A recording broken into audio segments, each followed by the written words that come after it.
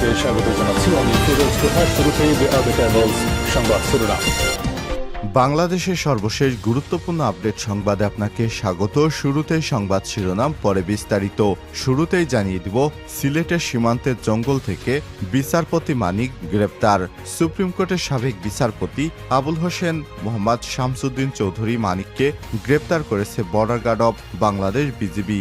গতরাতে সিলেটের কানাইঘাট উপজেলার সীমান্তবর্তী দনা এলাকা থেকে তাকে গ্রেপ্তার করা হয়। বিজিবির জনসংযোগ কর্মকর্তা শরীফুল ইসলাম বিষয়টি নিশ্চিত করেছেন। বিচারপতি শামসুদ্দিন চৌধুরী মানিক সবসময় মানুষকে রাজাকার ইত্যাদি বলে গালিগালাজ করতেন। এরপর বিচারপতি মানিক নাকি দেলোয়ার হোসেন সাঈদীকে ফাঁসি দিয়েছিলেন, এমনটাই জানিয়েছে তৎকালীন প্রধান বিচারপতি এস.কে. সিনহা। এবং এর আগে বিএনপির প্রতিষ্ঠাতা এবং সাবেক রাষ্ট্রপতি জিয়াউর রহমান সম্পর্কেও আপত্তিকর মন্তব্য করেছিলেন বিচারপতি শামসুদ্দিন চৌধুরী মানিক। এরপর জানিয়ে দিব, সাবেক চিফ হুইপ আসম ফিরোজ গ্রেপ্তার। জাতীয় সংসদের সাবেক চিফ হুইপ টানা 8 বারের সংসদ সদস্য আসম ফিরোজকে গ্রেপ্তার করেছে ডিবি। জানিয়ে দিব, বন্যা নাকি ষড়যন্ত্র সেটি তদন্ত করে দেখব বললেন উপদেষ্টা আসিফ মাহমুদ। এদিকে বন্যার্তদের সহায়তায় রাজনৈতিক বা ধর্মীয় পরিচয় নয় বললেন তারেক রহমান। যারা বন্যাদুর্গত এলাকায় আটকে পড়েছেন তাদেরকে কোনো রাজনৈতিকভাবে না দেখে বা তাদেরকে ধর্মীয় দৃষ্টিকোণ থেকে না দেখে সবাইকে সমানভাবে সহায়তা করার আহ্বান জানিয়েছেন বিএনপির ভারপ্রাপ্ত চেয়ারম্যান তারেক রহমান। এবারে জানাবো, ফ্যাসিস্ট থেকে রক্ষা পেতে 15 বছরে অসংখ্য মানুষ শহীদ হয়েছে অভিযোগ করলেন বিএনপির মহাসচিব মির্জা ফখরুল ইসলাম আলমগীর। এবং সর্বশেষ জানিয়ে দিব, আজ 60 কর্মকর্তার সাক্ষাৎকার, পদায়ন নীতিমালা শিথিল, তৈরি হচ্ছে ডিসিদের ফিটলিস্ট। বৈষম্যবিরোধী ছাত্র আন্দোলনে ছাত্র জনতার গণ অভ্যুত্থানের পর জেলা প্রশাসক ডিসি নিয়োগ দিতে ফিটলিস্ট তৈরির কাজ শুরু করেছে সরকার। দীর্ঘদিন ধরে পদায়ন এবং পদোন্নতি বঞ্চিত কর্মকর্তাদের সুযোগ দিতে ডিসি পদায়ন নীতিমালা শিথিল করা হচ্ছে। নতুন তালিকা তৈরি করতে 617 জন উপসচিব পদমর্যাদার কর্মকর্তাকে আলোচনায় রাখা হয়েছে। প্রিয় দর্শক, এতক্ষণ শুনছিলেন সংবাদ শিরোনাম, এবারে বিস্তারিত। তবে তার আগে বন্ধুরা, অনুরোধ থাকবে এই সংবাদটিতে একটি লাইক দিন। এই চ্যানেলে আপনি নতুন হয়ে থাকলে আমাদের সংবাদটি দেখতে দেখতে চ্যানেলটি সাবস্ক্রাইব করে রাখুন। কমেন্ট করে আপনার মূল্যবান মতামত জানিয়ে দিন বন্ধুরা, আপনি বিশ্বের কোন দেশ থেকে বা বাংলাদেশের কোন স্থান থেকে আমাদের সংবাদটি দেখছেন এবং শুনছেন। এবারে বিস্তারিত। সিলেটের সীমান্তের জঙ্গল থেকে বিচারপতি মানিককে গ্রেপ্তার। বিচারপতি মানিক শেখ হাসিনার অত্যন্ত ঘনিষ্ঠজন ছিলেন বলে জানা গেছে। সুপ্রিম কোর্টের সাবেক বিচারপতি আবুল হোসেন মোহাম্মদ শামসুদ্দিন চৌধুরী মানিককে আটক করেছে border guard of Bangladesh BGB. শুক্রবার গভীর রাতে সিলেটের কানাইঘাট উপজেলার সীমান্তবর্তী দনা এলাকা থেকে তাকে গ্রেপ্তার করা হয়। বিজিবির জনসংযোগ কর্মকর্তা শরীফুল ইসলাম বিষয়টি নিশ্চিত করেছেন। বিজিবি জানিয়েছে, সাবেক বিচারপতি মানিক সীমান্ত দিয়ে ভারতে পালিয়ে যাওয়ার চেষ্টা করছিলেন। এ সময় স্থানীয় জনগণের হাতে তিনি ধরা পড়েন। পরে বিজিবি তাকে গ্রেপ্তার করে।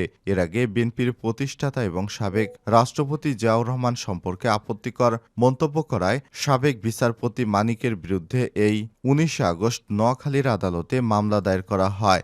জাতীয়তাবাদী কৃষক দলের কেন্দ্রীয় কমিটির সাংগঠনিক সম্পাদক জিয়াউল হাসান পলাশ বাদী হয়ে নোয়াখালীর সিনিয়র জুডিশিয়াল ম্যাজিস্ট্রেট 1 নং আমলি আদালতে মামলাটি দায়ের করেন। মামলার সূত্র থেকে জানা গেছে, জিয়াউর রহমান সম্পর্কে আপত্তিকর মন্তব্য করেন সাবেক বিচারপতি আবুল হোসেন মোহাম্মদ শামসুদ্দিন চৌধুরী মানিক। তিনি বলেছিলেন, জিয়াউর রহমান মুক্তিযোদ্ধা ছিলেন না, তিনি ছিলেন পাকিস্তানের চর, অর্থাৎ তিনি ছিলেন রাজাকার, তিনি পাকিস্তানের এজেন্ট ছিলেন। জিয়াউর রহমান ব্যক্তিগত এবং রাজনৈতিক পরিচয়ে মিথ্যাচার সহ কালিমা লেপনের হীন উদ্দেশ্যে ইচ্ছাকৃতভাবে মানহানিকর বক্তব্য দেন বিচারপতি মানিক, যা প্রিন্ট, ইলেকট্রিক এবং সোশ্যাল মিডিয়ায় প্রচারিত হয়। তার এমন মন্তব্যে জিয়াউর রহমান এবং তার পরিবারের সম্মান ক্ষুণ্ণ হয়েছে বলে বিশেষ করে গত জুলাই মাসে ছাত্র আন্দোলনের সময় চ্যানেল আইতে প্রচারিত টক শোতে মানিক অধৈর্য এবং কুরুচিপূর্ণ নারী বিদ্বেষী অপমানজনক বক্তব্য এবং আচরণ করেন, যা সারা দেশবাসী দেখেছে এবং সোশ্যাল মিডিয়াতে ভাইরাল হয়েছে। উল্লেখ্য, এই বিচারপতি মানিকই নাকি দেলোয়ার হোসেন সাঈদীকে ফাঁসির রায় দিয়েছিলেন, যেটি বিগত 2-1 দিন আগে তৎকালীন সাবেক প্রধান বিচারপতি এস.কে. সিনহা বিষয়টি নিশ্চিত করেছেন। সাবেক চিফ হুইপ আসম ফিরোজ গ্রেপ্তার। জাতীয় সংসদের সাবেক চিফ হুইপ এবং টানা ৮ বছরের সংসদ সদস্য আসম ফিরোজকে গ্রেপ্তার করা হয়েছে। শুক্রবার ২৩ আগস্ট রাতে রাজধানীর বনানী এলাকা থেকে তাকে গ্রেপ্তার করে ঢাকা মহানগর পুলিশ ডিএমপির মিডিয়া অ্যান্ড পাবলিক রিলেশনস বিভাগের অতিরিক্ত উপ-পুলিশ কমিশনার এডিসি ওবায়দুর রহমান এসব তথ্য নিশ্চিত করেছেন। জিজ্ঞাসাবাদের জন্য তাকে ডিবি কার্যালয়ে নেওয়া হতে পারে বলে পুলিশ সূত্র থেকে জানা গেছে। আসম ফিরোজ পটুয়াখালী ২ বাউফল আসন থেকে সংসদ সদস্য নির্বাচিত হন। ২০১৪ সালে তিনিও জাতীয় সংসদের চিফ হুইপ নির্বাচিত হয়েছিলেন। ষড়যন্ত্র কিনা তা তদন্ত করে দেখব আসিফ মাহমুদ। অন্তর্বর্তীকালীন সরকারের যুব এবং ক্রীড়া বিষয়ক এবং শ্রম কর্মসংস্থান বিষয়ক উপদেষ্টা আসিফ মাহমুদ সজীব ভুঁইয়া বলেছেন, বাংলাদেশে সৃষ্ট বন্যা সমস্যা ষড়যন্ত্র কিনা তা আমরা তদন্ত করে দেখব। আমরা ফ্যাসিস্ট সরকার গত ১৬ বছরে বাংলাদেশকে ঘুরে ঘুরে নষ্ট করেছে। রাষ্ট্রের সব অঙ্গকে ধ্বংস করে দেয়া হয়েছে, অকার্যকর করে রাখা হয়েছে। তবে বন্যা আমাদের ঐক্যবদ্ধ করেছে। শুক্রবার ২৩ আগস্ট রাত ৮টার দিকে নোয়াখালীর জেলা প্রশাসক কার্যালয়ে বন্যা পরিস্থিতি সম্পর্কিত আলোচনা সভায় তিনি এসব কথা বলেন।